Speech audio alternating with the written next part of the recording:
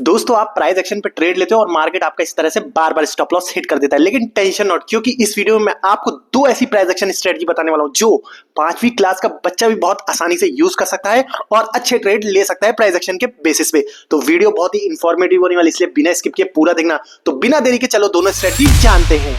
अब सबसे पहली स्ट्रेटजी का नाम है 20 देखो यहाँ पे गौर से चार्ट पे आपको पता होगा प्राइस एक्शन के हिसाब से मार्केट कभी भी एक स्ट्रेट लाइन में इस तरह से नहीं ऊपर जाता। ठीक है, जैसा आप यहाँ चार्ट पे देख रहे हो मार्केट कैसे जाता है, थोड़ा ऊपर जाएगा फिर पुल बैक लेगा, थोड़ा ऊपर जाएगा फिर पुल बैक लेगा, इसी तरह से ऊपर जाता है। ठीक है, अब ये सब आपको पता है, लेकिन फिर भी आप कहीं पे भी इस वाले ट्रेंड में ट्रेड लेते हो, अप ट्रेंड में या डाउन ट्रेंड में, तो आपका मार्केट स्टॉप लॉस ही हिट करता है। तो देखो 20 EMA जो पहली स्ट्रेटजी है वो इतनी आसान है कि आपको जब भी मार्केट इस तरह से ट्रेंडिंग होगी ना, ऊपर या फिर नीचे किसी तरफ भी जा रही होगी, तो आपको ये अच्छे ट्रेड्स प्रोवाइड कर सकती है। अब आपको करना क्या है, अब देखो आपको क्या करना है, इंडिकेटर्स पे जाना है, यहाँ पे EMA टाइप कर देना है। ठीक है, EMA बस लिख देना है और पहला वाला सिलेक्ट कर लेना है। ठीक है, अब EMA पे यहाँ पे सेटिंग पे जाना है आपको और यहाँ पे इनपुट्स में जाके लेंथ को 20 कर देना है। आपको लेंथ 20 कर दो और प्लस नीचे सूथिंग लेंथ भी 20 कर दो, तो ये आपका बन जाएगा 20 EMA।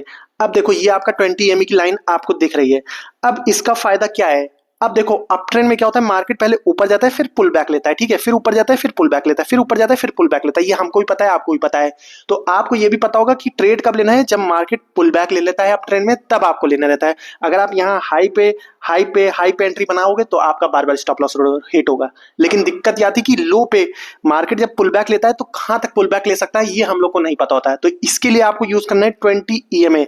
जब भी आप 20 EMA लगाओगे इस तरह की ट्रेंडिंग मार्केट में, अप ट्रेंड में चाहे डाउन ट्रेंड में, तो आपको देखना है जब भी मार्केट देखो यहां से ऊपर गई, अब आपको वेट करना है कि मार्केट फिर से जब 20 EMA पे आएगी। ठीक है, 20 EMA पे आने का वेट करना है और अपनी एंट्री वहां पे बनाना है। देखो यहाँ पे मार्केट 20 EMA पे आई, तो यहाँ पे अगर आप अप ट्रेंड की एंट्री बनाते तो यहाँ पे आपकी एंट्री होती इस तरह से, और टारगेट जो भी आपका रेजिस्टेंस होता वो होता, और SL बस इस कैंडल के नीचे। तो इसमें देख रहे हो स्ट्रेटजी में SL सिर्फ एक कैंडल का और टारगेट ऊपर तक आप जो भी रेजिस्टेंस देख पा रहे हो वहां तक ले सकते हो। सेम देखो फिर यहाँ पे मार्केट ने यहाँ पे देखो पुल बैक लिया 20 EMA तक और फिर यहीं से ऊपर, फिर पुल बैक, फिर यहीं से ऊपर। ठीक, ऐसे ही सेम चीज डाउन ट्रेंड में भी है, लेकिन गौर करने वाली बात यह है, देखो यहाँ पे जब मार्केट 20 EMA पे आए तो आपको क्या चीज देखनी है, कैंडल देखनी है कि कौन सी बन रही है। आपको देखना है जब भी मार्केट 20 EMA पे आके टच करे तो तुरंत एंट्री नहीं बना लेना अंतिम में। ठीक है, आपको देखना है मार्केट या तो एक इस तरह की बुलिश कैंडल बनाए पूरी, ठीक है, या फिर इस तरह की एक हैमर कैंडल बनाए, या फिर इस तरह की बुलिश कैंडल बनाए जिसमें हल्की फुल्की विक हो, खाली हल्की फुल्की विक वाली बुलिश कैंडल। जब ये तीन कैंडल इस तरह की आपको अप ट्रेंड मार्केट में 20 EMA पे जब मार्केट आएगी दिखेगी, तब आप वहां पे एंट्री लोगे। अगर आप देखो यहाँ पे रेड कैंडल पे डायरेक्ट एंट्री ले लोगे तो आपके स्टॉप लॉस हिट होने की ज्यादा चांसेस है। जैसे यहाँ पे देखो, यहाँ पे क्या हुआ, रेड कैंडल बनी, तो यहाँ पे आपको एंट्री नहीं लेनी थी क्योंकि यहाँ पे कोई बुलिश कैंडल नहीं है। देखो रेड कैंडल के बाद एक और रेड कैंडल बन गई, तो यहाँ पे आपका स्टॉप लॉस हिट हो जाता। अब देखो अगली कैंडल ने क्या किया, एक बुलिश तगड़ी बुलिश कैंडल जिसमें हल्की सी विक है, फिर से 20 EMA के ऊपर क्लोज कर दी, तो यहाँ पे आपकी फिर से बुलिश एंट्री बन सकती थी इस जगह पे, इस पॉइंट पे, यहाँ पे।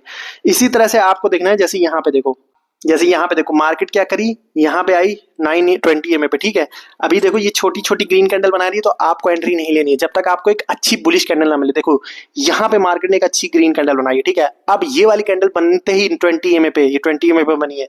अब आपको यहाँ पे अपनी बाय साइड की एंट्री प्लान करनी थी, इस जगह पे आपकी एंट्री होती और आपका टारगेट जो भी ऊपर होता, और SL देखो इस कैंडल का लो होता। बस देखो SL कितना छोटा है और आपका टारगेट जहां तक भी आप ले सकते हो। ठीक है, अगर आप होल्ड करोगे देखो ऊपर जा रही है, लेकिन आपको क्या करना है, जो भी रेजिस्टेंस दिखे वहां तक का ही ट्रेड लेना है।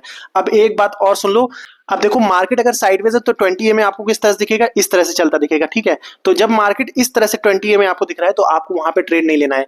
आपको ट्रेड कब लेना है, या तो EMA का एंगल क्या हो, आपको ट्रेड तभी लेना है जब आपको EMA का एंगल क्या दिखे, या तो इस तरह से 30 डिग्री के ऊपर जाता हुआ दिखे, या फिर इस तरीके से नीचे की तरफ आता हुआ दिखे 20 EMA, तब आपको वहां पे 20 EMA का यूज करना है। साइडवेज मार्केट में 20 EMA यूज करोगे तो स्टॉप लॉस हिट होंगे। ठीक है, जैसे यहाँ पे देख सकते हो आप, यहाँ पे क्या है, यहाँ EMA 20 EMA सीधी एक लाइन में चल रहा है। ठीक है, तो यहाँ पे आपको 20 EMA पे नहीं ट्रेड मिलेगा जब तक 20 EMA इस तरह से ऊपर की तरफ जा रहा हो। जैसे यहाँ पे देखो 30 डिग्री के एंगल पे ऊपर जाना चाहिए, इस तरह से, इतना तो कम से कम होना चाहिए ऊपर की तरफ, या फिर इस तरह से नीचे। देखो डाउन ट्रेंड मार्केट में भी देख सकते हो आप, यहाँ पे देखो मार्केट गिर रहा है यहाँ से। ठीक है, तो देखो अगर आप यहाँ पे ट्रेड लेते तो आपको इतना अच्छा ट्रेड मिलता, फिर देखो 20 EMA पे आई, फिर देखो अच्छा ट्रेड मिला, फिर 20 EMA पे आई, फिर अच्छा ट्रेड मिला। बस बियरिश मार्केट में भी आपको 3 तरह की कैंडल देखनी है। कौन कौन सी?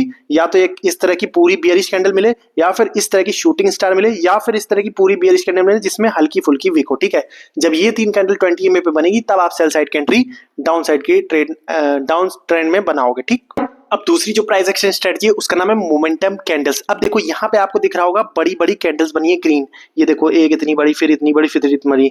तो अब आपको ये पता चल रहा है कि यहाँ पे किसी ने बाय किया है, और किसने बाय किया होगा? किसी बड़े प्लेयर ने बाय किया होगा, क्योंकि ये इतनी बड़ी ग्रीन या फिर इतनी बड़ी रेड कैंडल बनाना रिटेल ट्रेडर की बस की बात नहीं है। तो ठीक है, तो आपको पता चल गया कि जब इतनी बड़ी बड़ी 3 कम से कम या तो ग्रीन कैंडल हो, ठीक है, 3 ग्रीन कैंडल बन रही है, तब आपको क्या करना है, इतनी बड़ी बड़ी ग्रीन कैंडल 3 कम से कम बननी चाहिए, तब आप उसको क्या कर सकते हो, वो एक डिमांड जोन की तरह काम करेगा। डिमांड मतलब जहां से बायर बाइंग आई थी।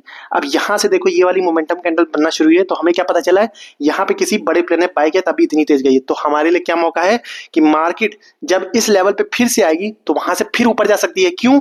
क्योंकि इसी लेवल पे बड़े प्लेयर ने बाय किया है, बड़े प्लेयर ने बाय किया है, और हो सकता है मान लो उसने यहाँ पे 1 लाख क्वांटिटी डाली हो, ठीक है, हो सकता है यहाँ पे उसकी सिर्फ 50,000 ही क्वांटिटी बाय हुई है और मार्केट उतनी तेजी से ऊपर निकल गया। तो क्या होगा, मार्केट फिर से इसी जगह पे आएगा और बाकी की बची 50,000 क्वांटिटी फिर से मार्केट उसकी बाय करेगा और फिर ऊपर जा सकता है। तो आपके लिए ये मौका होता है कि आप वेट करो, जब आप इस तरह की कैंडल अगर चार्ट पे ढूंढ लेते हो, इस तरह की 3 बड़ी बड़ी ग्रीन कैंडल किसी जगह पे, तो आप उसको एक सपोर्ट या फिर डिमांड की तरह मार्क कर लो।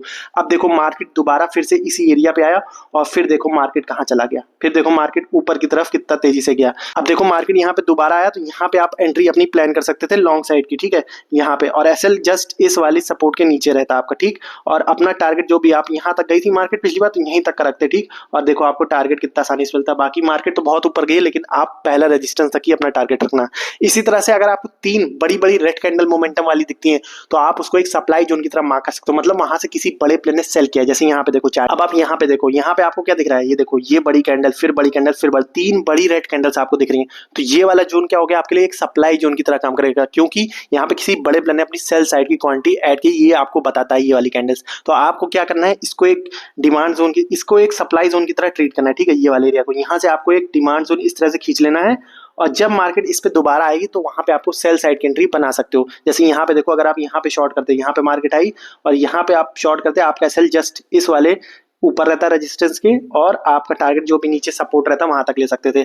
अब देखो मार्केट देखो कितना नीचे गई है उसके बाद इसी जोन से, ठीक है, क्योंकि ये जो मोमेंटम्स कैंडल रहती है ना, ये हमें बताती है कि यहाँ पे कोई बड़ा प्लेयर एंट्री किया है, तो मार्केट के नीचे जाने के बहुत चांसेस हैं। और वैसे ही अगर ग्रीन कैंडल 3 बनती है, तो वो हमें बताती है कि यहाँ पे बड़ा प्लेयर एंटर किया, वहां से मार्केट ऊपर जाने के चांसेस हैं। तो अगर आप इस तरह से, तो अगर आप इस प्राइस एक्शन की स्ट्रेटजी को अच्छे से मास्टर कर लोगे, तो आप अच्छे ट्रेड्स ले सकते हो। तो दोस्तों आई होप अब आपको प्राइस एक्शन की दोनों स्ट्रेटजीज एकदम अच्छे से समझ में आ गई, और आगे से आप इन दोनों स्ट्रेटजी पे काम करके इनको मास्टर करने की कोशिश जरूर करोगे।